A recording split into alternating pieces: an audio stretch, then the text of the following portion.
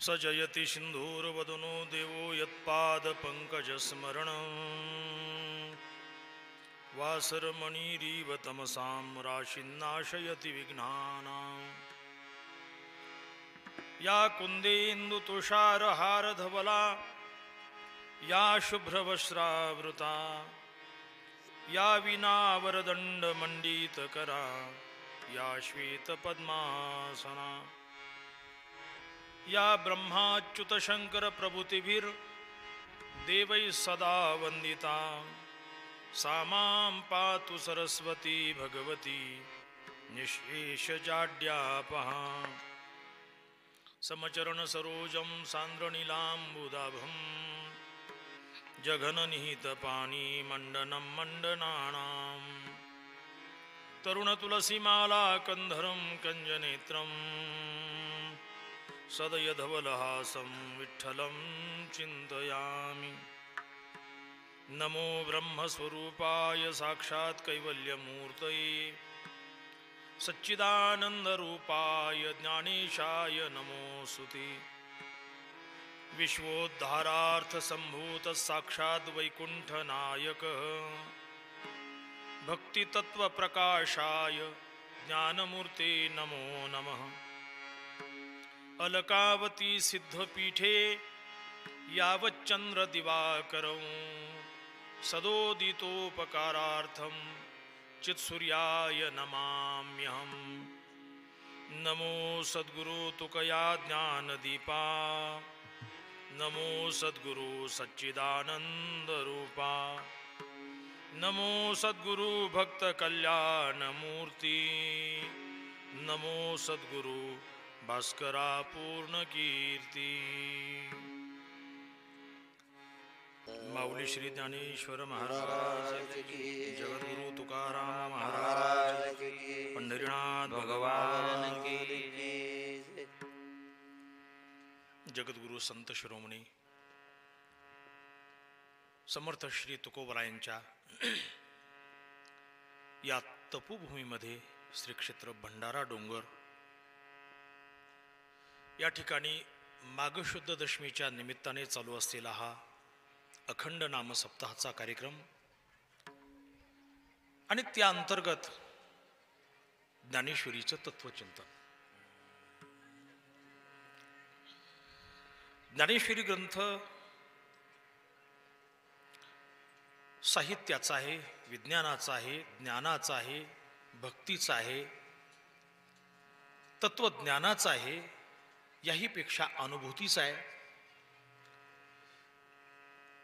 अशी ज्या ग्रंथामध्ये सर्वच गोष्टी सामावलेल्या आहेत असा सर्वथा परिपूर्ण ग्रंथ जो आपल्या वारकरी संप्रदायाला अधिष्ठानभूत लाभलेला आहे। गेली 6-7 दिवसापासून आपण त्याच्या तत्वचिंतनाची प्रक्रिया पाहत आहोत आणि आज ही प्रक्रिया समारोपाकडे जात असताना पुन्हा एकदा या ग्रंथाची श्रेष्ठता अवलोकन करणं गरजेचं आहे। नामदेव महाराजांनी एका शब्दामध्ये सांगितलं, नामा म्हणे ग्रंथ श्रेष्ठ ज्ञान देवी। मग त्यांना काय महाभारत माहिती नव्हतं का? त्यांना रामायण माहिती नव्हतं का? त्यांना उपनिषद माहिती नव्हते का? त्यांना वेद माहिती नव्हते का? स्मृती ग्रंथ माहिती नव्हते का? ज्ञानेश्वरीला त्यांनी श्रेष्ठता का प्रदान करावी? काहीतरी गोष्टी त्यांच्या अनुभूतीला आल्या असाव्यात म्हणून कुठल्याही गोष्टीचा संकोच न ठेवता त्यांनी ज्ञानेश्वरीला सर्वश्रेष्ठता प्रदान केली आणि एवढंही सांगितलं की याच्यातली एखादी तरी ओवी आपण जीवनामध्ये अनुभवावी, एक तरी ओवी अनुभवावी, एखादी तरी ओवी आपण अनुभवावी। दुसरी गोष्ट, जनाबाई महाराज ज्या नामदेव महाराजांच्या दासी म्हणून घेतात त्यांनी सुद्धा ज्ञानेश्वरीचे थोरवी वर्णन केले। ज्ञानोबरायांच्या वर्णनाच्या बाबतीमध्ये आणि ज्ञानेश्वरीच्या वर्णनाच्या बाबतीमध्ये नामदेव महाराज, जनाबाई आणि तत्कालीन जे समकालीन संत होते या संतांचे विचार, त्यांचे सिद्धांत हे ज्ञानेश्वरीच्या आणि ज्ञानोबरायांच्या जवळ जायला अधिक अनुकूल ठरतात। नंतरच्या संतांनी वर्णन केलेलं आहे, नंतरच्या विचारवंतांनी आपापली मतं मांडलेली आहेत. परंतु मला असं वाटतं की याच्यामध्ये कालाचा गॅप पडल्यामुळे हे तिथपर्यंत नाही का पोहोचायला थोडेसे कमी पडतात. परंतु ज्ञानोबरायांच्या समकालीन संतांनी केलेलं जे वर्णन आहे ते मात्र त्या दृष्टीने निश्चितच महत्वाचं आहे. म्हणून जनाबाईंनी वर्णन केलं, चोखोबा महाराजांनी वर्णन केलं, गोरोबा काकांनी वर्णन केलं, नाही का ज्ञानोबरायांचं ज्ञानेश्वरीचं सर्व संतांनी वर्णन केलेलं आहे. म्हणून वारकरी संप्रदायाला आपल्याला लाभलेला हा ग्रंथ म्हणजे ज्ञानेश्वरी आहे. बाकी इतर सर्व ग्रंथ संपदा मध्ये आहे. आणि या वारकरी संप्रदायाच्या मंदिराच्या कलशस्थानी शोभणारा ग्रंथ म्हणजे आमच्या तुकोबारायांचा गाथा आहे. ज्ञानोबराय वर्णन करतात, जालया कामा नाही चोरी ते कळशे होय विवरी. एखादं काम परिपूर्णतेला गेलेलं आहे हे कधी समजतं? कलश स्थापना झाल्यानंतर, बरोबर की नाही? कलश स्थापना झाली की समजायचं आता मंदिराचं काम पूर्ण झालेलं आहे. म्हणून तुकोबरायांच्या गाथेनं या कलशाची जागा मिळवत वारकरी संप्रदायाच्या मंदिराची परिपूर्णता त्यातून दर्शविलेली आहे. खूप मोठ्या चिंतनाचा भाग आहे. ज्ञानोबरायांच्या आणि तुकोबरायांच्याकडे आपण थोडंसं पाहिलं तर ज्ञानोबराय वारकरी संप्रदायाची पाया आहे. पाया कुठं असतो? इमारतीच्या खाली, मंदिराच्या खाली, अर्थात पाया जमिनीमध्ये असतो. म्हणून पायाभूत असणारे ज्ञानोबराय समाधीमध्ये आहेत, लक्षात का? आणि कळस कुठं असतो? वर आकाशामध्ये. म्हणून तुकोबराय कुठे गेले? का मोठे चिंतनाच्या गोष्टी आहेत. हा केवळ योगायोग नाहीये, याच्यामध्ये अर्थपूर्ण मार्मिकता आहे. आज पाया मजबूत असल्यामुळं मंदिर मजबूत आहे आणि म्हणून कलशाची शोभा आहे. म्हणून आम्ही वारकरी भजन करताना नेहमी ज्ञानोबा तुकाराम असं भजन करतो की एक पायाभूत आहेत आणि एक कलशस्थानी आहेत. त्याच्यामध्ये भेद कुठलाच नाहीये. वारकऱ्यांचा आमचा हा महत्वाचा सिद्धांत आहे. म्हणून भजन करत असताना असं सांगतात की खूप जुनी गोष्ट आहे. त्या काळामध्ये प्रल्हाद महाराज बडवे म्हणून एक महान सत्पुरुष पंढरपूरला होते. रात्री पांडुरंग परमात्म्याची शेजारती झाली आणि मंदिर वगैरे त्यांनी पूर्ण बंद केलं. आणि दुसऱ्या दिवशी भल्या पहाटे जेव्हा काकड आरतीसाठी मंदिर उघडण्यासाठी ते गेले तेव्हा मंदिराच्या गाभाऱ्यातून त्यांना आवाज येत होता, ज्ञानोबा तुकाराम, ज्ञानोबा तुकाराम, ज्ञानोबा तुकाराम, ज्ञानोबा तुकाराम, ज्ञानोबा तुकाराम. कानोसा घेऊन पाहिलं की मंदिर आपण बंद करून गेलेलो आहे, आवाज कुठून येतोय? मंदिर उघडलं, इकडे तिकडे पाहिलं, कोणी काही दिसत नव्हतं. आणि मग लक्षात आलं की खुद्द पांडुरंग परमात्माच हे भजन करत होते, ज्ञानोबा तुकाराम. आणि तेव्हापासून आपल्या वारकरी संप्रदायामध्ये ज्ञानोबा तुकाराम हे भजन प्रचलित झालं असा त्याचा इतिहास आहे. खुद्द देवानी ज्या दोन संतांना आत्मीयतेने प्राधान्य दिलं ते दोन संत म्हणजे ज्ञानोबराय आणि तुकोबाराय. आणि मी त्यांच्यातील संबंधही सांगितला की ज्ञानोबरायांच्या आत्मीयतेचे संत कुठले असेल तर तुकोबराय आहेत, आणि तुकोबरायांच्या आत्मीयतेचे संत जर कुठले असतील तर ज्ञानोबराय आहेत असं सांगतात. माऊली श्री ज्ञानोबरायांच्या विना मंडपामध्ये हैबत बाबा पूर्वी विनेवर भजन करायचे. अजूनही तो पहारा त्यांचा चालू आहे. महान सत्पुरुष होते, अधिकारी व्यक्ती होते. हैबत बाबा जेव्हा गळ्यामध्ये विना, पायात चाळ बांधलेली, हातामध्ये चिपुळ्या घेतल्या आणि भजन करायचे तेव्हा ते भजन चालू असताना माऊलींची समाधी साक्षात डोलायची असं लोक सांगतात जुने. मग जे तुकोबराय ज्ञानोबरायांना एवढे प्राणप्रिय आहेत ते तुकोबराय आळंदीला गेल्यानंतर ज्ञानोबरायांची आणि तुकोबरायांची निश्चितच बातचीत होत असावी असा माझा तरी विश्वास आहे. आणि तुकोबरायांचे कितीतरी अभंग त्या दृष्टीने आहेत. श्री संतांची माथा चरणावरी, साष्टांग हे करी दंडवत, विश्रांती पावलो सांभाळा उत्तरी, वाढली अंतरी प्रेम सुख, डवरली हे काया कृपेच्या ओरसे, नव्हे अनारिशी उद्धरलो, तुका म्हणे मज न घडता सेवा. कारण ज्ञानोबरायांच्या नंतर बऱ्याच वर्षांनी तुकोबराय अवतीर्ण झाल्यामुळे आता सेवेचा तर योग येऊ शकत नाही.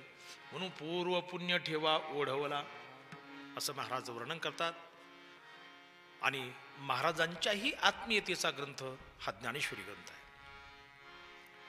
ज्ञानेश्वरी चिंतनाकडे वळत असताना काही 4-2 मुद्द्यांचा मी या ठिकाणी विस्तार करतो. ज्ञानेश्वरी हा ग्रंथ जो आहे, ज्ञानेश्वरी ग्रंथामध्ये काल आपण पाहिलं गुरूंचं तत्व किंवा संतांचं तत्व हे जसं महत्त्वाचं आहे, तसं ज्ञानेश्वरीतलं आणखी एक तत्व महत्त्वाचं आहे की ज्याला 2ऱ्या अध्यायामध्ये स्थितप्रज्ञ प्रकरण असं म्हटलेलं आहे. गीतेचा वा ज्ञानेश्वरीचा हा अतिशय महत्त्वाचा विषय. स्थितप्रज्ञ प्रकरण. स्थितप्रज्ञ कशाला म्हणायचं? अर्जुनाने त्या ठिकाणी देवाला प्रश्न विचारला, स्थितप्रज्ञस्य का भाषा समाधिस्थस्य केशव स्थितधिक किम प्रभाषेत किमासीत व्रजेत किम. देवा, स्थितप्रज्ञ कोणाला म्हणावं? स्थितप्रज्ञस्य का भाषा? भाषा शब्दाचा अर्थ परिभाषा, परिभाषा शब्दाचा अर्थ लक्षण असते. स्थितप्रज्ञाचं लक्षण काय? समाधिस्थ असणारा जो स्थितप्रज्ञ आहे त्याचं लक्षण काय आहे? स्थितधी अर्थात स्थितप्रज्ञ हा कसा बोलतो? किम प्रभाषेत किम आसीत व्रजेत किम. ते कसे असतात, ते कसे चालतात? चालतात शब्दाचा अर्थ त्यांचा व्यवहार कसा आहे, कशाहून आपण त्यांना ओळखायचे? आणि भगवंताने त्याचं विवेचन खूप सुंदर केलेलं आहे. दुःखेष्वनुद्विग्न मना सुखेषु विगत स्पृह वितराग भयक्रोध स्थितधीर मुनिरुच्यते यः सर्वत्रानभिस्नेहस् तत्तत्प्राप्य शुभाशुभम नाभिनंदति न द्वेष्टी तस्य प्रज्ञा प्रतिष्ठिता. खूप सुंदर प्रकट आहे गीतेमध्ये. पहा, गीतेचा हा जो विषय आहे, त्या गीतेच्या विषयावर भगवंताने अर्जुनाला उत्तर देत असताना जेवढं विवेचन केलं त्याच्यापेक्षा सखोल विवेचन आपल्या ज्ञानेश्वरीमध्ये पाहायला मिळतं. खूप विस्ताराने वर्णन केलंय. म्हणून ज्ञानेश्वरीमधलं स्थितप्रज्ञाचं जे प्रकरण आहे ते त्या दृष्टीने अधिक महत्त्वाचं आहे. स्थितप्रज्ञाच्या लक्षणानंतर आता तुम्हाला थेट 12व्या अध्यायामध्ये नेतो. 12व्या अध्यायामध्ये ज्ञानीभक्ताची लक्षणं सांगत असताना अद्वेष्टा सर्वभूतानां मैत्र करुण एवच, इथून पुढे 12व्या अध्यायाच्या शेवटपर्यंत ज्ञानीभक्ताची लक्षणं सांगितली. भगवंत सांगतात की मला 4 प्रकारचे भक्त माझी भक्ती करतात, अर्थ जिज्ञासू, अर्थार्थी आणि ज्ञानी. परंतु या 4ही भक्तामध्ये ज्ञानी त्वात्मैव मे मतम, ज्ञानी हा माझा आत्मा आहे. ही चर्चा 7व्या अध्यायामध्ये झालेली आहे. म्हणून त्या ज्ञानी भक्ताची लक्षणं विस्ताराने 12व्या अध्यायामध्ये भगवंत सांगतात. आणि ज्ञानोबरायांचं त्याच्यावर जे ओघवती विवेचन झालेलं आहे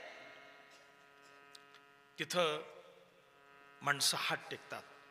आमचे वारकरी शिक्षण संस्थेचे गुरुजी वैकुंठवासी विठ्ठल बाबा गुले सांगायचे, बुवा ज्ञानेश्वरीतली एक एक ओवी अशी आहे की त्याच्यावरून आपला संपूर्ण जीव ओवाळून टाकावा. मोठ्या माणसाची वाक्य मोठी असतात, आशयपूर्ण असतात. याचा अर्थ असा आहे की त्या ओव्यामध्ये एवढी सारगर्भता भरलेली आहे की त्याचं विवेचन करण्यासाठी आयुष्य सुद्धा कमी पडतं महाराज. अशा त्या ओव्या आहेत. ज्ञानोबांनी 12व्या अध्यायामध्ये त्या ज्ञानीभक्ताचं वर्णन केलेलं आहे. ज्ञानीभक्ताची व्यापकता स्पष्ट करताना अनिकेत स्थिरमतीर भक्तिमान मे प्रियो नर. अनिकेत शब्दाचा अर्थ ज्याचं निकेतन नाही. अनिकेत शब्दाचा ज्याचं निकेतन नाही, वास्तव्य नाही. आणि ज्ञानोबरांनी त्याचं विवेचन करताना असं सांगितलंय, भगवंताने फक्त अनिकेत शब्द ठेवला. ज्ञानोबरा सांगतात त्या भगवत भक्ताचा बोध कसा आहे, हे विश्वची माझे घर ऐसी मती जयाची स्थिर किंबहुना चराचर आपण झाला. हे संपूर्ण विश्व माझं घर आहे. आता अर्थात भगवंताच्या या ओवीचे विवेचन करत असताना, या श्लोकावर विवेचन करत असताना ज्ञानोबरायांनी लिहिलेली जी ओवी आहे ती त्या दृष्टीने अनुभूतीच्या दृष्टीने परिपूर्ण अशी ओवी आहे. म्हणून 12व्या अध्यायामध्ये ज्ञानीभक्ताचे आता खूप मोठे वर्णन आहे. सर्व आपला वेळ कमी आहे. त्याच्यानंतर 13व्या अध्यायामध्ये ज्ञानाची चर्चा करत असताना ज्ञानाच्या 18 लक्षणाची चर्चा जिथं केलेली आहे ती 18 लक्षणं ज्यांच्या अंगी बांधलेली आहेत असे ज्ञानी. आणि 14व्या अध्यायामध्ये गुणातीताचं वर्णन करत असताना भगवंताने जे त्या ठिकाणी वर्णन केलेलं आहे ते वर्णन ही सर्व वर्णनं तशी जुळती मिळती आहेत. लक्षात आलं का? नाव वेगळी वेगळी आहेत, परंतु वर्णनं लाक्षणिक दृष्ट्या जर आपण पाहिले तर सर्व जुळती मिळती आहेत. म्हणून गुणातीत कोणाला म्हणावं, अर्जुनाच्या या प्रश्नाचं विवेचन करताना भगवंतांनी तिथं सुंदर वर्णन केलंय, ज्ञानोबरांनी त्याचं विवेचन केलंय. म्हणून ज्ञानेश्वरीच्या चिंतनामध्ये हाही एक मुद्दा महत्वाचा आहे, ज्याला सितप्रज्ञ म्हणा, ज्याला ज्ञानीभक्त म्हणा, ज्याला गुणातीत म्हणा, ही सर्व चर्चा त्या ठिकाणी महत्वाची आहे. आणि त्याच्यानंतरचा पुढचा आणखी एक महत्वाचा प्रश्न, ज्ञानेश्वरी हा ग्रंथ जो आहे, ज्ञानोबराय असं वर्णन करतात की तुम्हाला कदाचित असं वाटेल की ज्ञानेश्वरी हा ग्रंथ ज्ञानेश्वर महाराजांनी वयाच्या 16व्या वर्षी लिहिला. कुठल्या वर्षी लिहिला? 16व्या वर्षी लिहिला. ज्ञानोबराय म्हणतात फक्त ती 16 वर्षे पाहू नका. आमच्या नजरेला फक्त 16च वर्षे दिसतात, परंतु त्याच्या पाठीमागे आमची नजरच जात नाही ना, त्याच्या पाठीमागे आमची नजर गेली पाहिजे. ज्ञानोबराय सांगतात या ग्रंथाची पार्श्वभूमी अशी आहे, माझ्या वाचेनं सत्यवादाचं तप एक ना अनेक कितीतरी कल्पपर्यंत केलं. माझी या सत्यवादाची तप वाचा केली बहुत कल्प, तया फळाचे महाद्वीप पातली प्रभू. पुण्य पोषली असाधारणे, ते तुझे गुण मानणे, देऊन मज उत्तीर्णे झाली याची. सत्यवादाचं तप ही गोष्ट सामान्य नाही, लक्षात ठेवा. सत्य नेहमी बोलणं, असत्याचा जिभेला स्पर्श होऊ न देणं, याला सत्यवादाचं तप म्हणायचं. महाभारतातला एक प्रसंग तुम्हाला थोडक्यात सांगतो. जेव्हा द्रोणाचार्य युद्धाला पेटले होते, तेव्हा भगवंताच्या लक्षात आलं की आता पांडवांचा यांच्या समोर टिकावं लागणं, निभावं लागणं आता कठीण आहे. काय करावं आता? बरं, द्रोणाचार्य म्हणजे सामान्य व्यक्तिमत्व नाही, मूर्तिमंत धनुर्वेदाची विद्या, शिक्षण हे ज्यांच्याकडे पाहून आपल्याला मानावं लागेल असे द्रोणाचार्य. भगवंताने धर्मराजाला जवळ बोलावून घेतलं. म्हटले आता परिस्थिती अशी आहे की प्रामाणिकपणे समोरासमोर युद्ध करणं आता कठीण आहे, कारण द्रोणाचार्य आता युद्धाला नाही का भडकलेले आहेत. आता थोडंसं वेगळ्या मार्गाने जावं लागेल. भीमाला सांगितलं, जा म्हणले भीमा, तो इंद्रवर्म्याचा जो हत्ती आहे ना, त्याचं नाव अश्वत्थामा आहे, त्याला मारून टाक. आता भीमाची ताकद काय साधी होती का? 10,000 हत्तीचं बळ ज्याच्यामध्ये, एक गदेचा टोला टाकला त्या हत्तीच्या डोक्यामध्ये, हत्ती मरून पडला. आणि म्हटले द्रोणाचार्यांच्या समोर जाऊन मोठ्याने आरुळी मार की मी अश्वत्थाम्याला मारलं, अश्वत्थामा मेला. भगवंताची योजना. भीमाने तसं केलं.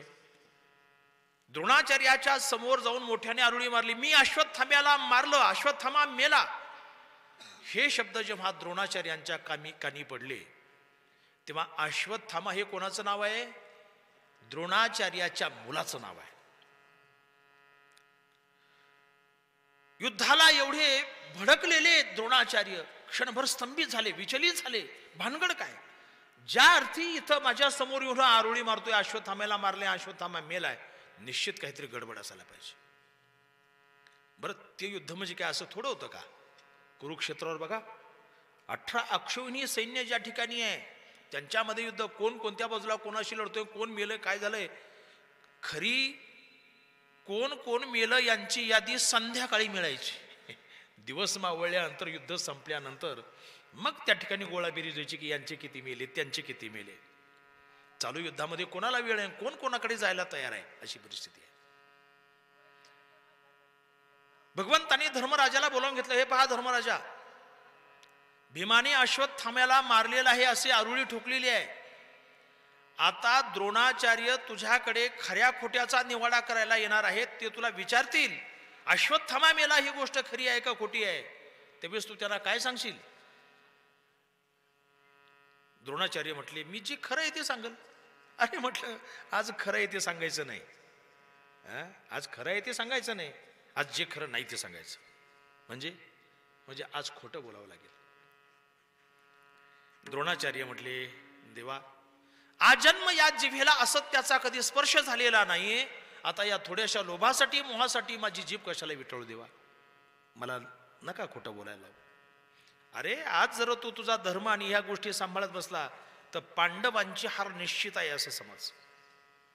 देवा, पांडव हारले तरी चालतील, मी स्वीकारील, परंतु मला खोटं बोलायला लावू नका.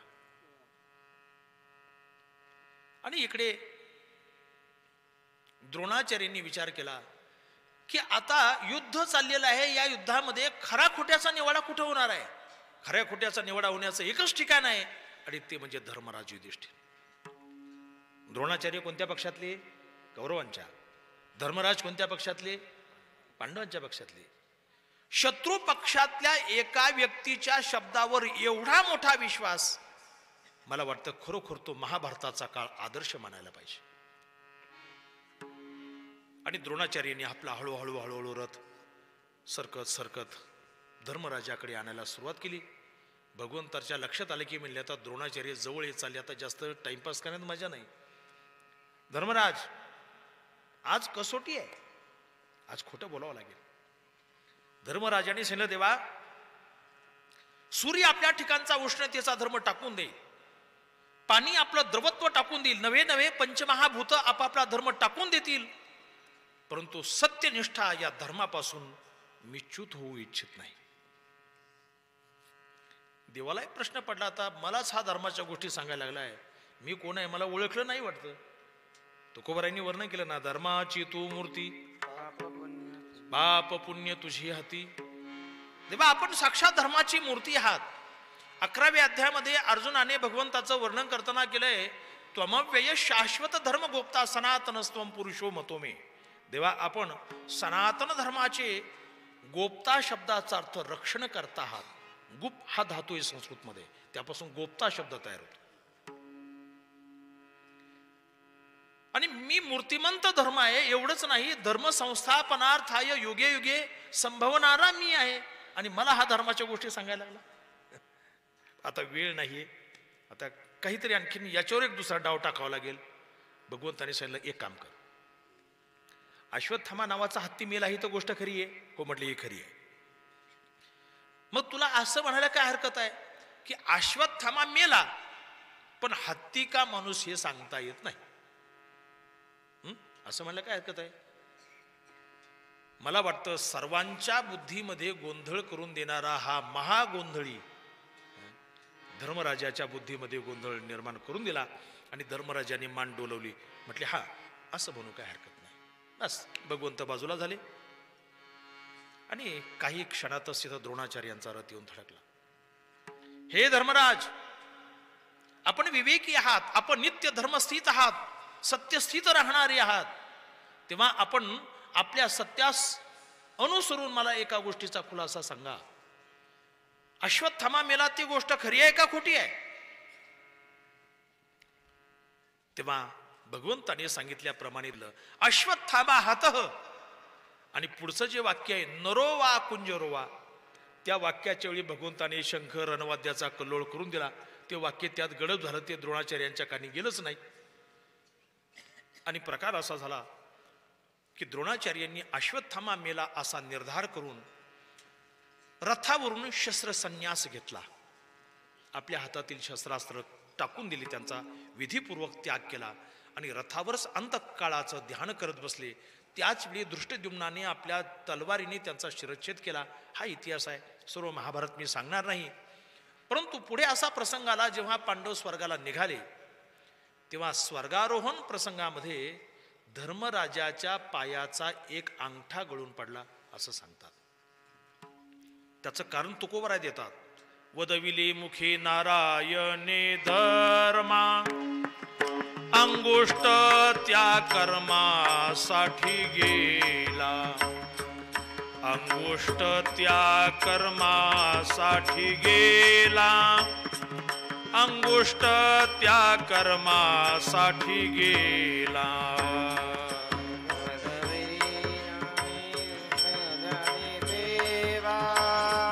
अंगुष्ट त्या कर्मासाठी गेला, अंगुष्ट त्या कर्मासाठी गेला, अंगुष्ट त्या कर्मासाठी गेला.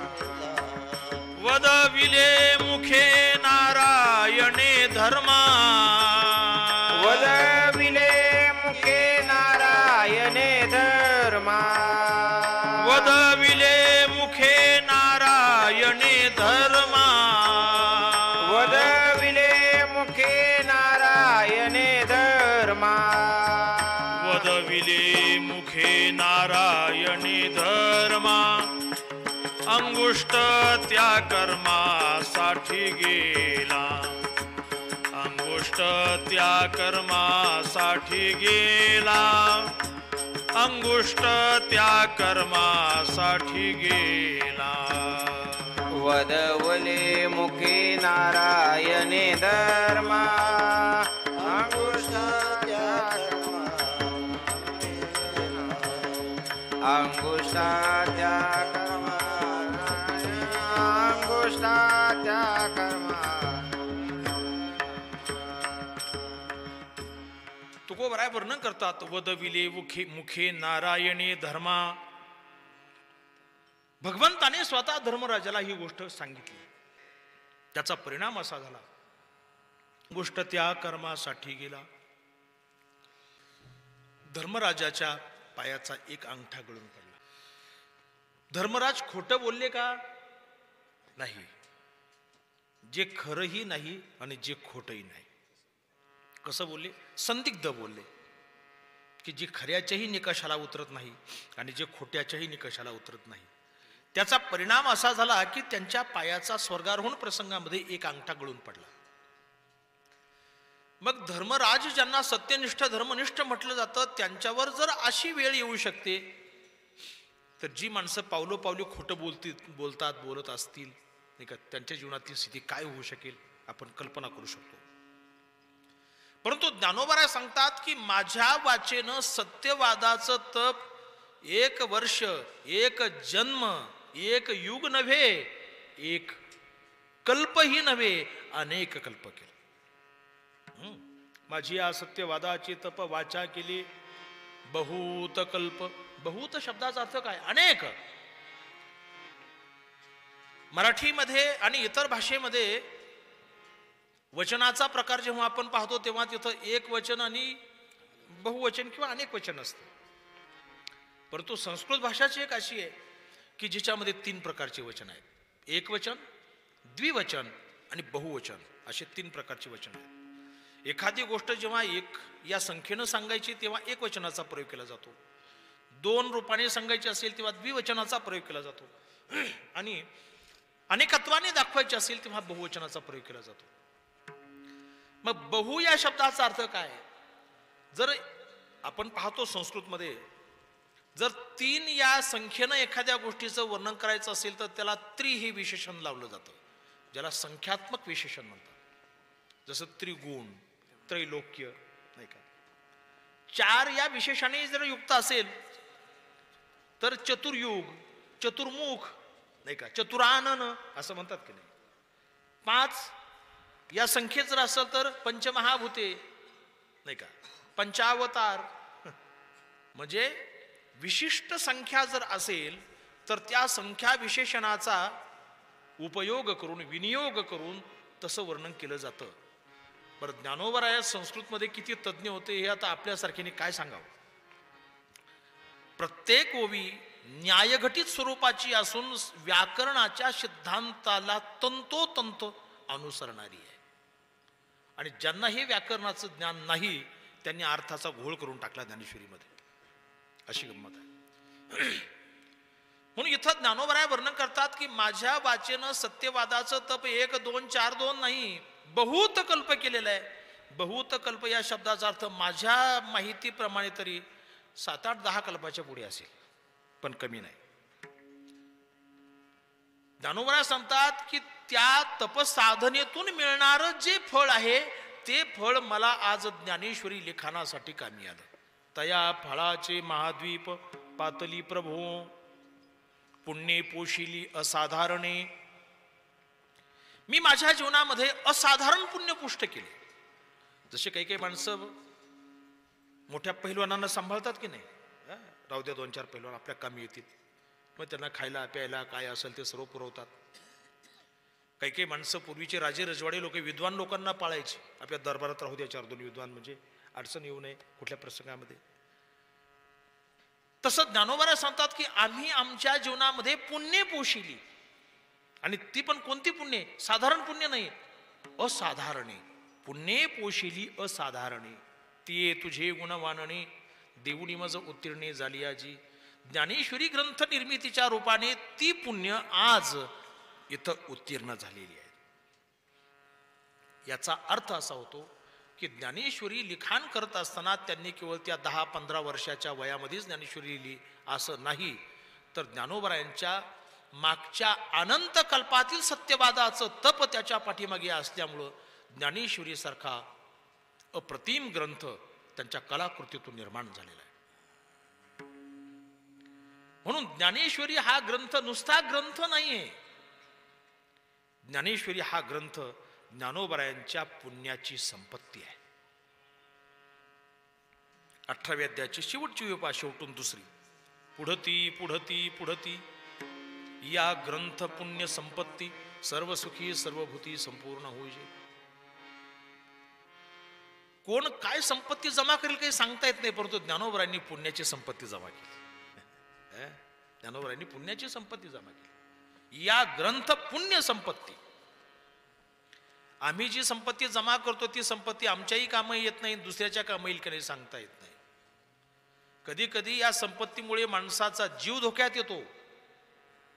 तुका म्हणे धन धनासाठी देती प्राण, नुसतं देती नाही, कधी कधी घेती प्राण, असंही होतं कधी कधी, का नाही.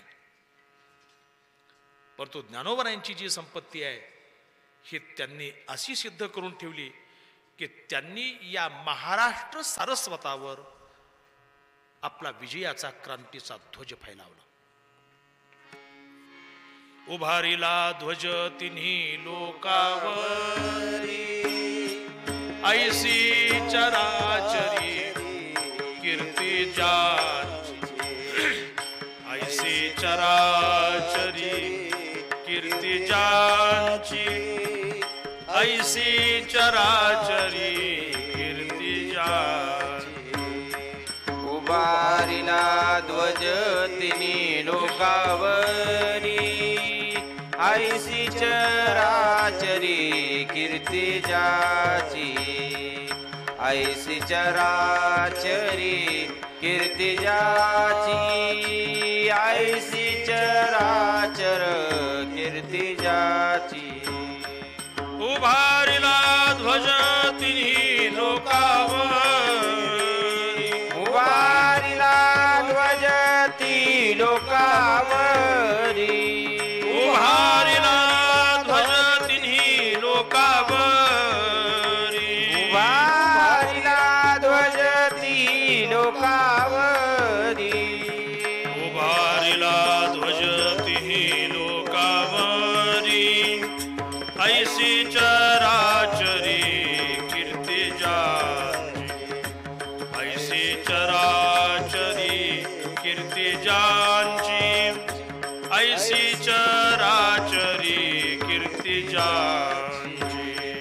उभारिला ध्वज तिन्ही लोकावरी, ऐसी चराचरी कीर्ती ज्याची. ऐसी चराचरी कीर्ती ज्याची, ऐसी चराचर कीर्ती ज्याची.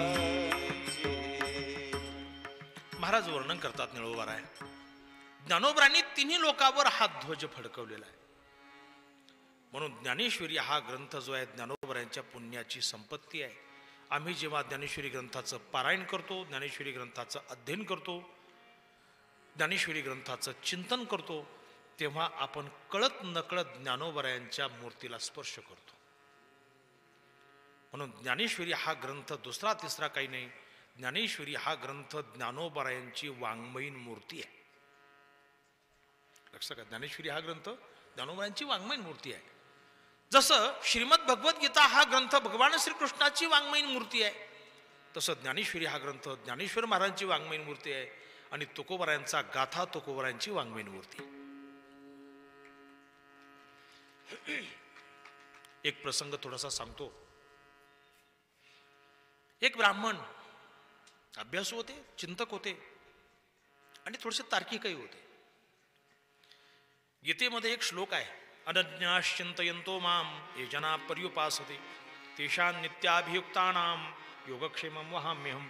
असा जो श्लोक आहे त्यावर चिंतन करता करता त्यांनी असा विचार केला की भगवंताने इथं असं सांगितलं की मी अनन्य अशा भक्ताचा योगक्षेम वाहतो, पण भगवंत कसे वाहत असतील बरं? भक्त किती आहेत?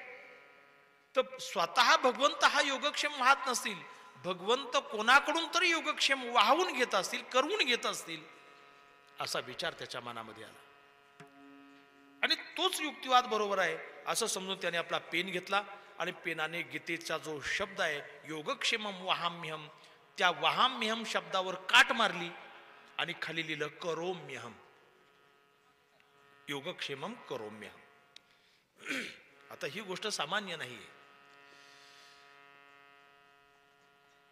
विशाल बुद्धीच्या व्यासांनी, त्रिकालज्ञ व्यासांनी जी शब्द रचना केलेली आहे त्याच्यामध्ये दोष पाहणारा मनुष्य मला वाटतं तोच खरा दोषी समजायला पाहिजे. त्यांनी तसं केलं, परंतु ही गोष्ट भगवंताला आवडली नाही. भगवंताने सांगितलं, म्हटले आता याला योग्य साक्ष आपण दिली पाहिजे. एक दिवस असा भगवंताची मायाशक्ती आहे, अगाध आहे. एक दिवस सकाळी सकाळी अचानकच असा आभाळ आलं, वारा सुटला आणि पाऊस धो धो धो धो पाऊस सुरू झाला. तो पाऊस किती दिवस चालला? तब्बल 3 दिवस रात्रंदिवस पाऊस उघडला नाही. आणि हे ब्राह्मण दंपती जे होतं दररोज सकाळी जाऊन भिक्षा मागायची आणि नंतर मग आपला उदरनिर्वाह करायचा, अशा वृत्तीतलं हे ब्राह्मण दंपती होतं. घरात खायला काही नाही, भिक्षाजीवी जीवन असल्यामुळं जे भिक्षेमध्ये येईल त्यावर उदरनिर्वाह करायचा. आणि 3 दिवस लगातार पाऊस झाल्यामुळं आता यांची काय अवस्था झाली असेल हे काही सांगायला नको. घरात काहीच नाही, स्वयंपाक बनवायचं काम नाही, खजील होऊन बसले. 3ऱ्या दिवशी जेव्हा पाऊस सकाळी उघडला, थोडासा सूर्य दिसला, लगबग यांनी केली, आपलं भिक्षा पात्र घेतलं आणि भिक्षेसाठी बाहेर गेले. ते गेल्यानंतर काही वेळाने एक लहान गोंडस मूल एक चांगल्या प्रकारचं पक्वान्नाचं ताट घेऊन त्या ब्राह्मणाच्या घरामध्ये शिरलं. दारामधून हाक मारली, ब्राह्मण देव आहेत का? तेव्हा त्या आत ब्राह्मण पत्नीने विचारलं, म्हणजे कोण आहे, काय पाहिजे? म्हणजे तुम्हाला भोजन आणलंय. जेव्हा त्या ब्राह्मण पत्नीने बाहेर येऊन पाहिलं, एक लहान मुलं आहे, 4-5-6 वर्षाचं मुलं आहे, अतिशय गोंडस मुलं आहे, तेजस्वी आहे. आणि ते मुलं हातामध्ये ताट घेऊन आले आणि तुमच्यासाठी भोजन आणलेलं आहे असं म्हणताय. परंतु त्या मुलाच्या चेहऱ्यावर अशी एक जखम झालेली आहे, त्यातून रक्त गळगळा वाहतोय. त्या ब्राह्मणाने विचारलं, रे बाळा, अरे तुला कोणी मारलं रे? असं कोण निर्दयी असेल हा? तेव्हा त्या मुलाने सांगितलं, खरं सांगू का तुम्हाला, तुमच्याच पतिदेवांनी मला शूळ मारला. माझ्या पतीने शूळ मारला? हो हो, पण माझे पती असे नाही आहेत, पूर्णपणे अहिंसावादी ते आहेत, दया क्षमादी लक्षणं त्यांच्या ठिकाणी आहेत, ते कोणावर रागवत सुद्धा नाहीत. आणि तुला शूळ कसं काय मारला? नाही म्हटले, मी खोटं बोलणार नाही, मला त्यांनी शूळ मारला. हे घ्या, ठेवून घ्या. त्यांनी ते ताट ठेवलं आणि निघून गेला. काही वेळाने जेव्हा ते ब्राह्मण देवता भिक्षा घेऊन आले, तेव्हा पत्नीने थोड्याशा रोषामध्ये परंतु आदराने त्यांना विचारलं, का हो, त्या लहान मुलाला तुम्ही विनाकारण कशाला शूळ मारला? म्हटले, कोणत्या लहान मुलाला शूळ मारला? म्हणजे एक लहान 4-5 वर्षाचं मूल होतं, अतिशय तेजस्वी होतं, गोंडस होतं, त्याच्याकडे सारखं पाहत राहावं असं वाटत होतं. त्यांनी हे भोजनाचं ताट आणून दिलेलं आहे आणि त्यांनी सांगितलं, मी त्याला विचारलं की बाबा तुला हे कोणी जखम केली, कोणी मारलं? त्यांनी सांगितलं की तुमच्या पतीने मारलं. मी तर कोणाला मारलं नाही, तो तर सांगत होता की तुम्हीच मारलं. आणि तेव्हा त्या ब्राह्मणाच्या लक्षात आलं की आपण तर कोणाला मारलेलं नाहीये, आपल्याकडून जी चूक झालेली आहे, भगवंताची ती वाङ्मयीन मूर्ती आहे आणि त्याच्यावर आपण पेनाने काट मारली, हीच भगवंताला जखम झाली, हा निश्चय त्यांनी केला. आणि ती भिक्षापात्र ठेवून दिलं. अतिशय भावविभोर झाला की माझ्याकडून खूप मोठी चूक झालेली आहे आणि त्यांनी नंतर पेन घेतला आणि घरामध्ये जिथं जिथं जागा भिंतीवर लिहायला सुरुवात केली, योगक्षेमम वहाम्यहम, योगक्षेमम वहाम्यहम, योगक्षेमम वहाम्यहम. श्रीमद भगवद्गीता जशी भगवंताची वाङ्मयीन मूर्ती आहे, तशी ज्ञानेश्वरी हा ग्रंथ ज्ञानोबरायांची वाङ्मयीन मूर्ती आहे. जर आम्हाला वाटत असेल की ज्ञानोबरायांशी आम्हाला संवाद साधायचा आहे, ज्ञानेश्वरी उघडा, ज्ञानेश्वरीच्या अंतरंगामध्ये प्रवेश करा, ज्ञानोबराय तुमच्याशी संवाद साधतील. तुमच्या मनामध्ये ज्या शंका आहेत त्या ज्ञानेश्वरी पुढे मांडा, माणसापुढे मांडू नका. माणसं समस्या वाढविणारी आहेत, कमी करणारे नाही आहेत. ज्ञानेश्वरीला सांगा, तुकोबारांच्या गाथेला सांगा, तुकोबाराय गाथेतून सुद्धा तुम्हाला त्याचं उत्तर देऊ शकतील. म्हणून ज्ञानेश्वरी गाथा ह्या त्या ठिकाणी या संतांच्या वाङ्मयीन मूर्ती आहेत. तेव्हा आज आपण या ठिकाणी ज्ञानेश्वरीचं हे तत्वचिंतन करतो. मला वाटतं ज्ञानेश्वरी हा ग्रंथ ज्ञानोबरायांच्या पुण्याची संपत्ती आहे आणि ज्ञानोबरायांची वाङ्मयीन मूर्ती आहे. एवढ्या दोन गोष्टी जरी आजच्या या चिंतनातून लक्षात ठेवल्या तर इथून पुढे दररोज माणसं ज्ञानेश्वरीचं आणि गाथेचं पारायण करायला सुरुवात करतील असं मला वाटतं. हा ग्रंथ केवळ आठवड्यामध्ये पारायण करण्याचा नाहीये. हे ग्रंथ असे काही काही निष्ठावंत वारकरी मी पाहिले की दररोज स्नान केल्यानंतर या दोन्ही ग्रंथाचं ते नित्य पारायण करतात. ज्ञानेश्वरीच्या 100, 150, 200 काय असतील त्या ओव्या घेतील. तुकोबारायांचे अभंग 5-50 काय ठरले असेल ते अभंग वाचतात. या ग्रंथांचं दैनिक हे सेवन करणं मला वाटतं या संतांशीच हृदगत साधनं यासारखं आहे. तेव्हा ज्या ज्ञानेश्वरीचं आपण 7 दिवस विवेचन केलेलं आहे, त्या ज्ञानेश्वरीच्या शेवटी 18व्या अध्यायाच्या शेवटी ज्ञानोबरायांनी विश्वात्मक देवाकडे जे मंगलवर्षी पसायदान मागितलं, त्या पसायदानाला खरं तर 1 दिवस पूर्ण पाहिजे होता, परंतु तो मिळणार नाहीये. आपण फक्त धावता भाव त्याचा घेऊ, म्हणजे ज्ञानेश्वरीचं अथपासून येतेपर्यंत आपल्या पदरामध्ये काहीतरी पडेल. ज्ञानोबरायांनी हा ग्रंथ पूर्ण केला. पूर्ण केला म्हणण्यापेक्षा श्रीगुरु कृपेने पूर्ण झाला अशी ज्ञानोबरायांची भावना आहे. ज्ञानोबरायांनी ग्रंथ पूर्ण करून श्रीगुरूंच्या समोर ठेवला आणि अतिशय विनयाने, किंबहुना तुमचे केले धर्म कीर्तन हे सिद्धी नेले, येथ माझी जी उरली पायी पण.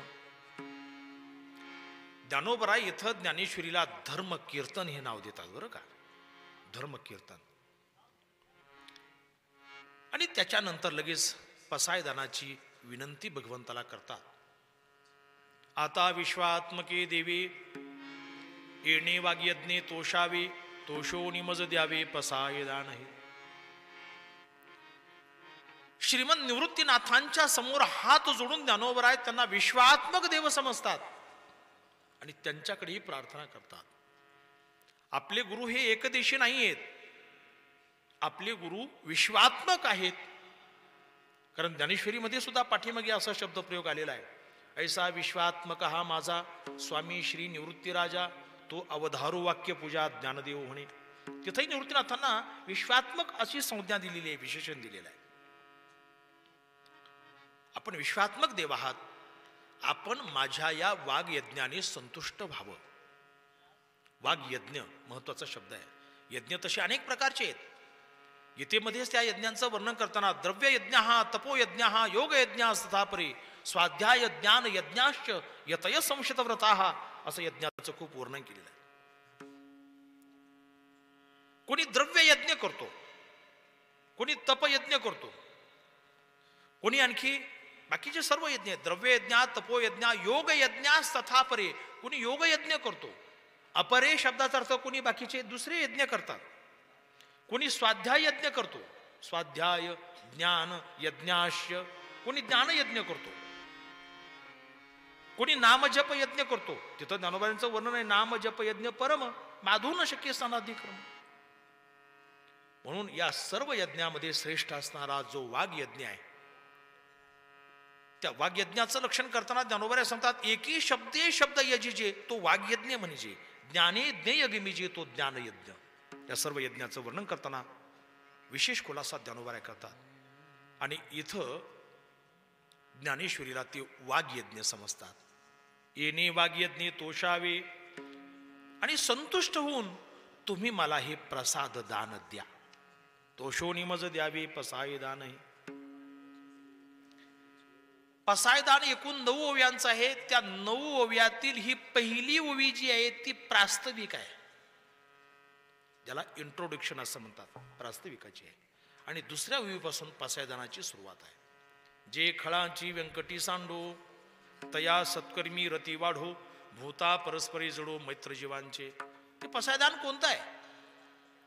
खळांची व्यंकटी अर्थात अंतःकरणातील वक्त्रता किंवा कुटिलता जावो, ही पहिली मागणी ज्ञानोबरांनी केलेली. खळ शब्दाचा अर्थ ज्यांची नेहमीच खळखळ असते ती नाही बरं का. खळ शब्दाचा अर्थ जे दुसऱ्याला पीडा देतात, दुसऱ्याला त्रास देतात, दुसऱ्याचं अहित करतात, त्यांना खळ म्हणायचं. ही खळ मंडळी अशी आहे, त्यांचा उद्देश एकच असतो की दुसऱ्याचं सुख बिघडायचं, दुसऱ्याची शांती बिघडायची.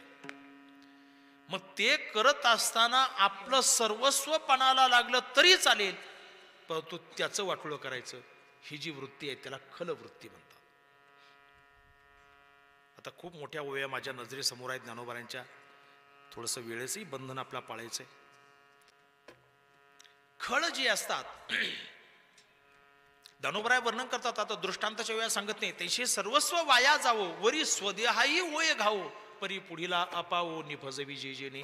ज्ञानोबराय वर्णन करतात. अशी जी वृत्ती ते खळ आहे, हे खळ समाजामध्ये घातक असतात. म्हणून सांगतात जे खळाची व्यंकटी सांडो, तया सत्कर्मी रती वाढो, त्यांची सत्कर्मामध्ये अभिरुची निर्माण व्हावी. आणि भूता परस्परी जडो मैत्र जीवांचे. पृथ्वी तलामध्ये जेवढे भूत मात्र आहेत, जीव मात्र आहेत, त्यांच्यामध्ये आपापसामध्ये मैत्री निर्माण व्हावं, मैत्रीचे संबंध वाढावेत, अशी उदात्त भूमिका ज्ञानोबराय वर्णन करतात. मला असं वाटतं ज्ञानोबरायांचं पसायदान जर आपण जीवनामध्ये अंगीकारलं ना, उद्यापासून कोणी कोणाचा द्वेष करणार नाही, कोणी भांडणं होणार नाहीत, कोर्ट कचेऱ्या सुद्धा बंद होतील. मी सांगतो, हे संतांचं तत्वज्ञान नुसतं वाचण्यासाठी नाहीये, नुसतं पाठ करण्यासाठी नाहीये. हे संतांचं तत्वज्ञान अंगी बांधण्यासाठी आहे. आम्ही अंगी बांधण्याकडे लक्ष देत नाही. आम्ही पाठ करतो, आम्ही पांडित्य मिरवतो, आम्ही म्हणून दाखवतो, त्याला किंमत नाहीये. हे अंगी बांधण्याचं, अंगी करण्याचं हे तत्वज्ञान आहे. ही गोष्ट विशेष महत्वाची आहे. म्हणून संपूर्ण जे प्राणी मात्र आहेत, भूत मात्र आहेत, त्यांच्यामध्ये आपापसामध्ये मैत्री निर्माण व्हावं, एकोपा निर्माण व्हावा, अशी भावना ज्ञानोबराय व्यक्त करतात. दुरिताचे तिमिर जाऊ, विश्व स्वधर्म सूर्य पाहू, जो जे वांछिल तो तेला हो प्राणीजात. दुरित शब्दाचा अर्थ पातक असा आहे. माणसाच्या जीवनामध्ये पाप आडवं येत असतं. काय येत असतं? माणसं येत नाही कोणी कोणाला आडवे, माणसाचं पाप आडवं येत असतं. तुकोबराय वर्णन करतात. तुका म्हणे नाड पाप ठाके हिता आड. एखादं चांगलं गोष्ट करायला निघालं, काहीतरी आडवं आलं तर ते काहीतरी येत नाही, याचं पाप आडवं येत असतं. म्हणून हे जे दुरित आहे, हे जे पातक आहे, या पातकाचा जो अंधार आपल्या जीवनामध्ये आहे तो निघून जावा. दुरिताचे तिमिर जाऊ, विश्व स्वधर्म सूर्य पाहू. आणि संपूर्ण विश्व आहे ते स्वधर्मरूपी सूर्याने प्रकाशित हो. स्वधर्म शब्दाचा अर्थ आपल्या आपल्या वाट्याला आलेली जी कर्तव्य कर्म आहेत, ते कर्तव्य कर्मरूपी सूर्य आपल्या जीवनामध्ये उदित हो. अर्थात विद्यार्थी आहे, विद्यार्थ्याचं कर्म काय आहे? अभ्यास करणं, माता पित्याची आज्ञा पालन करणं, नाही का, रोज नियमात राहणं, हे त्याचं कर्म आहे. एखादा शेतकरी आहे, त्याचं काय काम आहे? शेती करणं, धनधान्य पिकवणं, नाही का.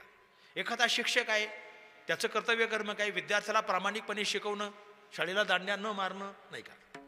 एखादा सैनिक आहे, युद्ध करत असताना युद्धे चाप्य पलायनम, क्षात्र धर्माचं जे पालन आहे ते त्याने करावं.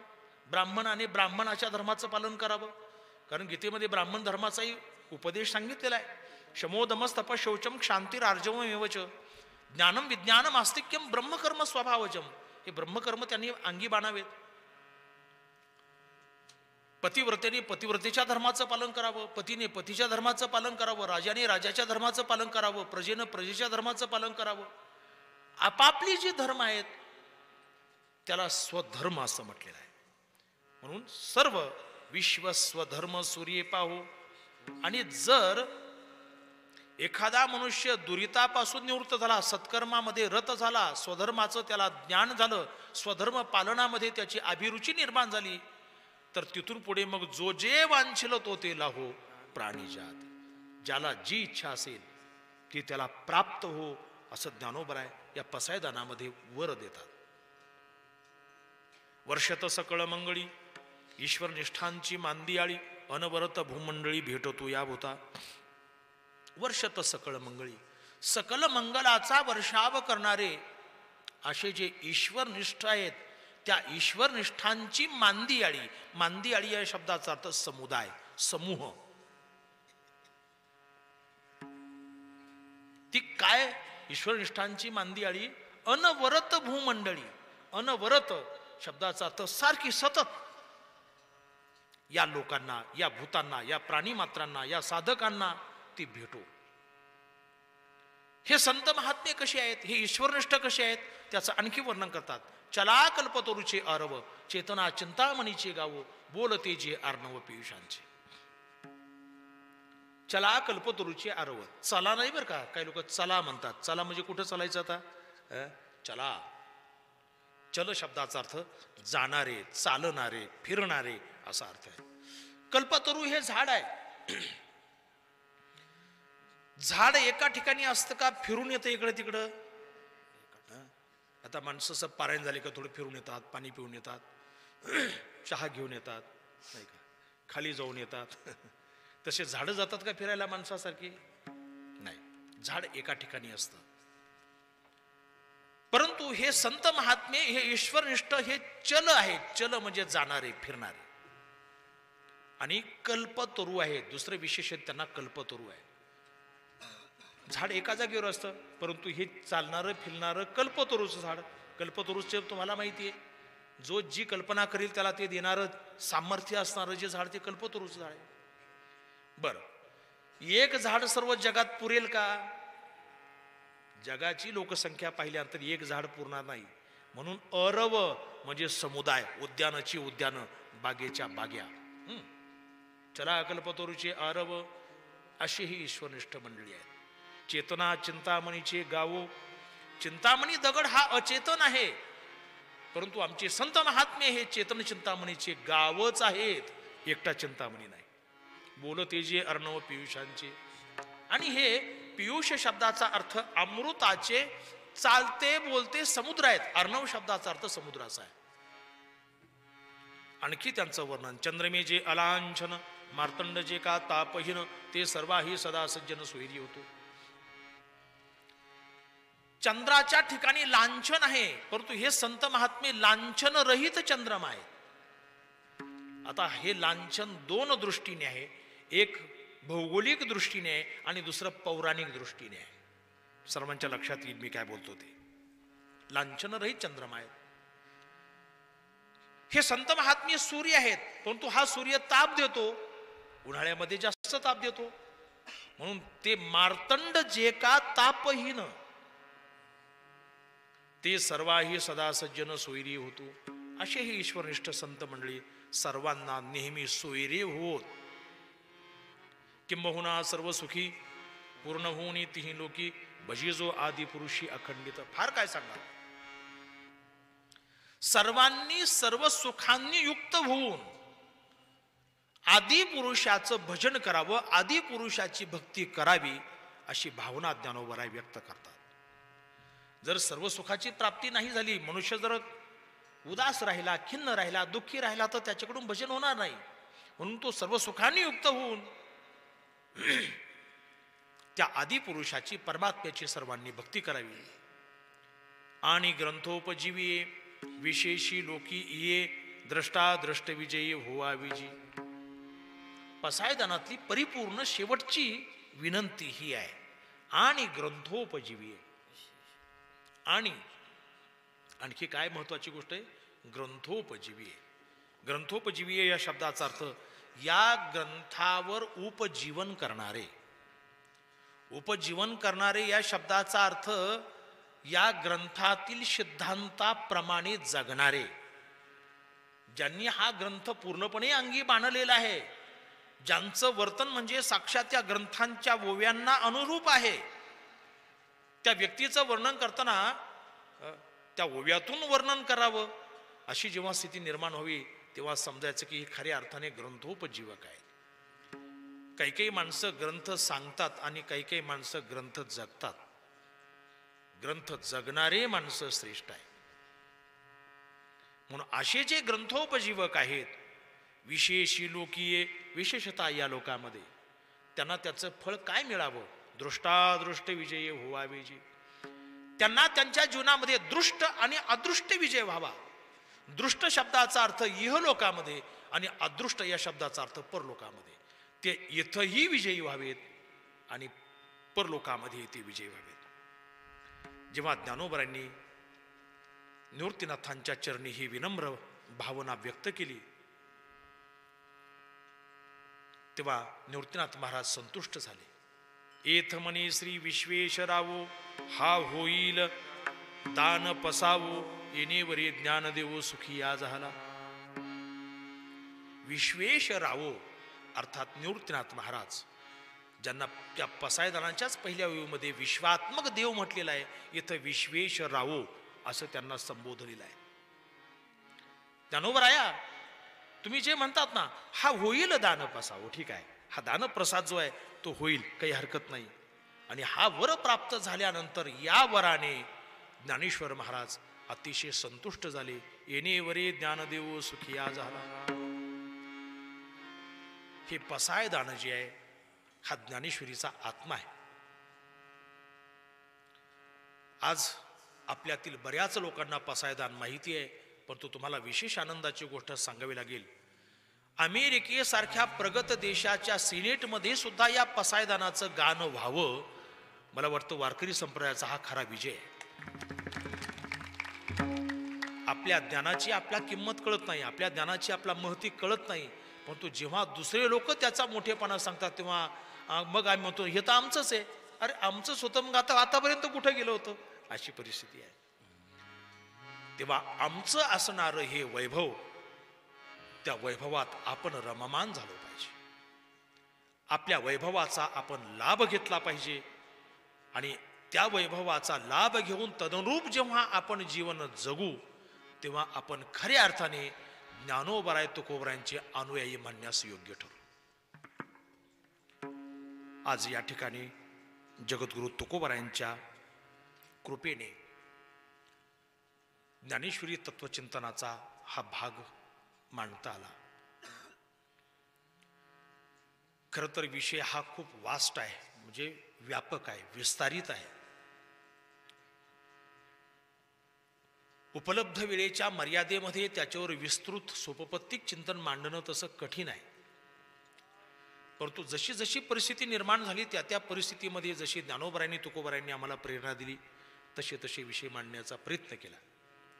याच्यामध्ये एखाद्या विषयाचा संक्षेप झाला असेल, एखाद्या विषयाचा विस्तार झाला असेल. तुकोबरायांच्या भाषेमध्ये बोलू का, की जशी आम्हाला बडबड करता आली तशी आम्ही केली, वाकडे का नीट देव जाणे, नाही का. जसं असेल तसं तुम्हाला मी विनंती करणार नाही, प्रार्थना करणार नाही, डायरेक्ट आमचे संबंध ज्ञानोबराय तुकोबरायाशी आहेत. तेव्हा मीच त्यांच्या चरणी प्रार्थना करतो. नातरी बालक बुबडा बोली का वाकुडा विचो का पाऊली, ते चोज करुणी माऊली रिझिजीवी, तेवी तुम्हा संतांचा पढियावो. हे तुम्हीच आम्हाला दिलेलं आहे. जसं एखादं बालक, घरातील ज्येष्ठ माणसांनी एखादा श्लोक, एखादी ओवी त्याला शिकवावी आणि ती त्या बालकाने म्हणून दाखावी वाकड्या तिकड्या शब्दामध्ये, तसं आम्ही त्यांनीच शिकवलेलं आम्हाला त्यांच्या समोर म्हणण्यात आम्हाला काही वाटत नाही. कारण आमच्या या बडबडीने त्यांना निश्चितच आनंद होईल असा आम्हाला विश्वास आहे. आणि त्यांना आनंद झाला की तुम्हालाही आनंद होईल हे काही वेगळं सांगायला नको. तेव्हा गेली 7 दिवस ज्ञानेश्वरी तत्वचिंतनाचा हा कार्यक्रम या ठिकाणी पार पडलेला आहे. आज त्याचा समारोप आहे. ज्ञानोबरायांच्या कृपेने तुकोबरायांच्या कृपेनं जसं काही चिंतन मांडता आलं, झालेली ही चिंतनाची सेवा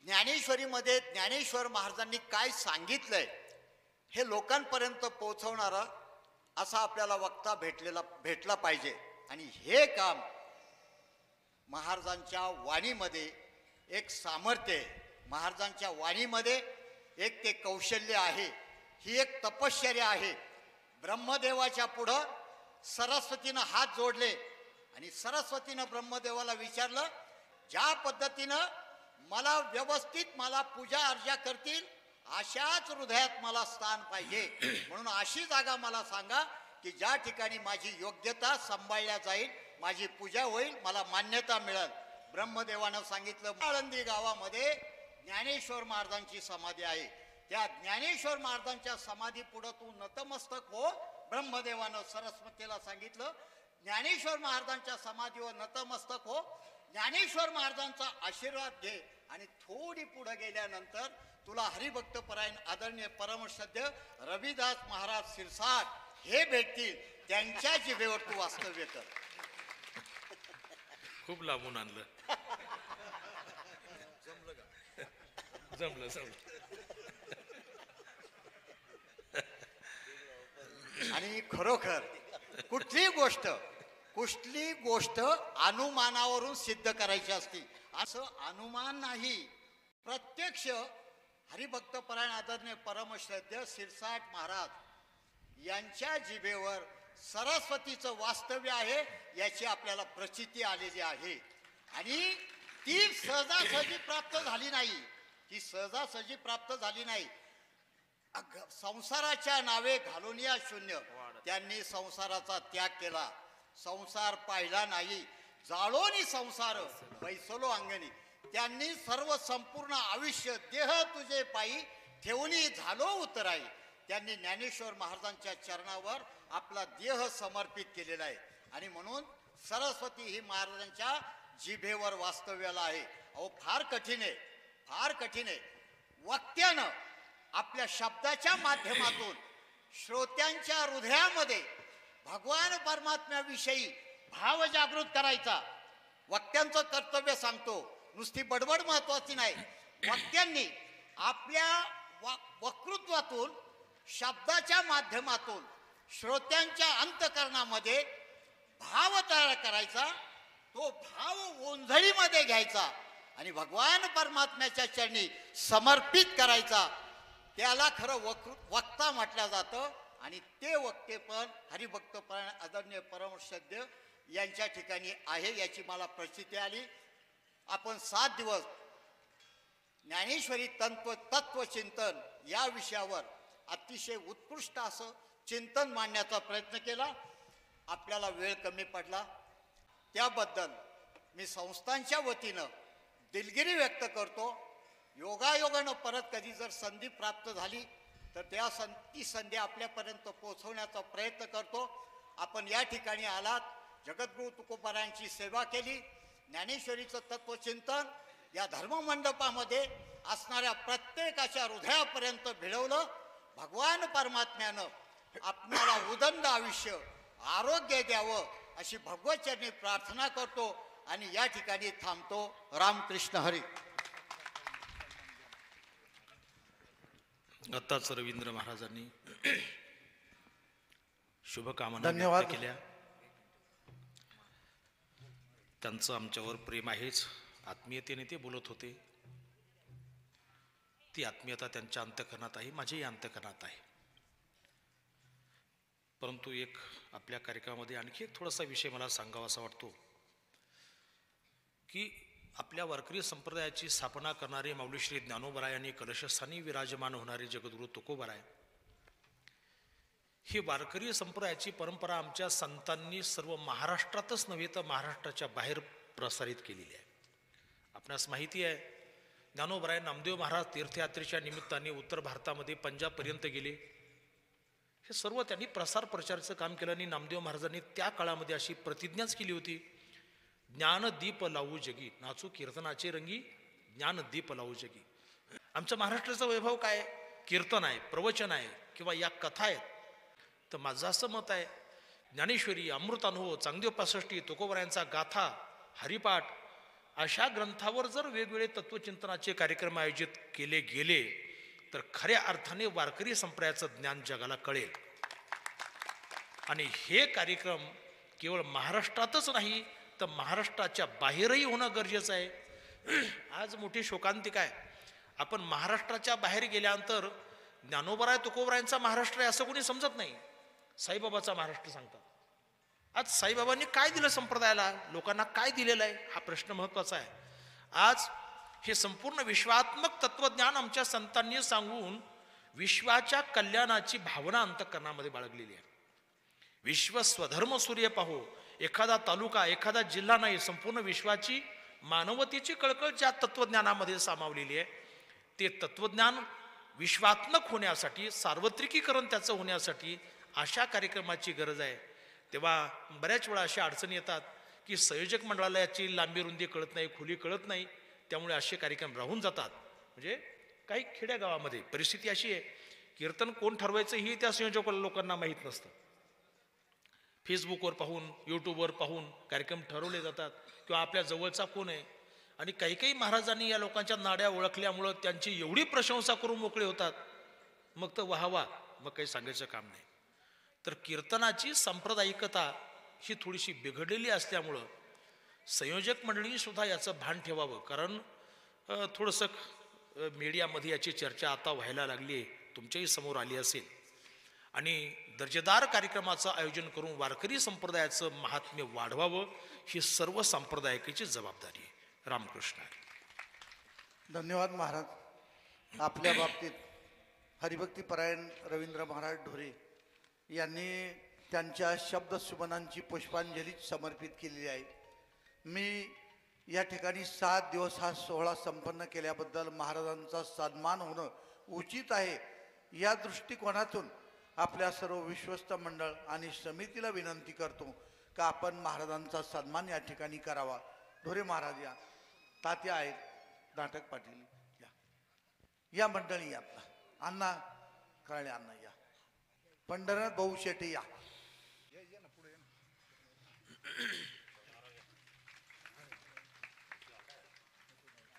कोठवाळे साहेब हात लाव.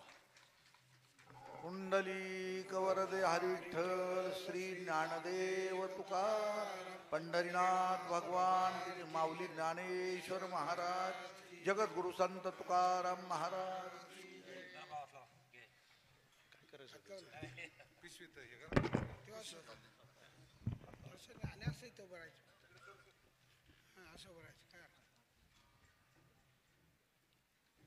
पुढचा जो सन्मान आहे गाय हे बघा, यानंतर लगेच आरतीसाठी ज्यांची नावं घेतल्या जातील का त्यांनी स्टेजवरती यायचं बरं का. धरिला रहिवास विश्व ताराव या लक्ष्मी निवास ज्ञानेश्वर रूपी धरिले निज वेश वर्म जाणे तया सद्गुरु उपदेश वर्म जाणे तया सद्गुरु उपदेश. जय देवा जय देवा जय ज्ञानदेवा जीवा शिवाचा आदी परब्रह्म ठेवा. कृष्ण एकादशी कार्तिक मासी आपण पंढरीनाथ सनकादिकासी यात्रेसी येताती स्वानंद राशी. दर्शन घडे तया निज मुक्ती देशी दर्शन घडे तया निज मुक्ती देशी. जय देवा जय देवा जय ज्ञानदेवा जीवा शिवाचा आदी परब्रह्म ठेवा. मैसिक पुत्र केला वाचक वेदाचा प्रतिष्ठानी गर्व हरला विप्रांचा. विशेष अर्थ केला भगवत गीतेचा. प्रत्यक्ष द्वारी शोभे पिंपळ कनकाचा प्रत्यक्ष द्वारी शोभे पिंपळ कनकाचा. जय देवा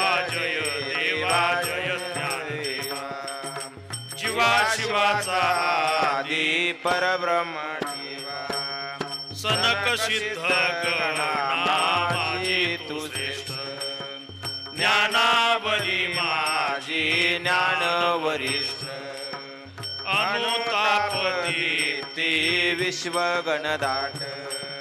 नामयावरी लोटे प्रेमाचा लोट. नामयावरी लोटे प्रेमाचा लोट.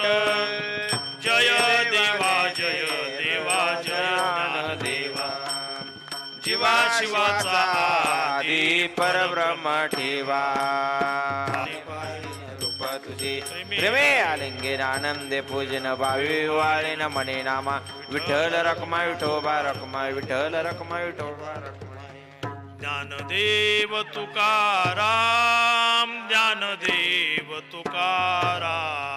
ज्ञानदेव तुकाराम ज्ञानदेव तुकाराम. ज्ञानदेव तुकाराम ज्ञानदेव तुकाराम. ज्ञानदेव तुकाराम ज्ञानदेव तुकाराम. ज्ञानदेव तुकाराम ज्ञानदेव तुकाराम. ज्ञानदेव तुकाराम ज्ञानदेव तुकाराम. ज्ञानदेव तुकाराम ज्ञानदेव तुकाराम. ज्ञानदेव तुकाराम ज्ञानदेव तुकाराम. ज्ञानदेव तुकाराम ज्ञानदेव तुकाराम. ज्ञानदेव तुकाराम ज्ञानदेव तुकाराम. ज्ञानदेव तुकाराम ज्ञानदेव तुकाराम. ज्ञानदेव तुकाराम ज्ञानदेव तुकाराम. ज्ञानदेव तुकाराम ज्ञानदेव तुकाराम. ज्ञानदेव तुकाराम ज्ञानदेव तुकाराम. ज्ञानदेव तुकाराम ज्ञानदेव तुकाराम. ज्ञानदेव तुकाराम ज्ञानदेव तुकाराम. ज्ञानदेव तुकाराम ज्ञानदेव तुकाराम. ज्ञानदेव तुकाराम ज्ञानदेव तुकाराम. तुकाराम तुकाराम तुकाराम तुकाराम तुकाराम तुकाराम तुकाराम तुकाराम. पुंडलिक गौरगा वरदारी हरी विठ्ठल विठ्ठल. श्री ज्ञानदेव माऊली श्री ज्ञानेश्वर महाराज की. जगद्गुरु संत तुकाराम महाराज की. पंढरीनाथ भगवान की.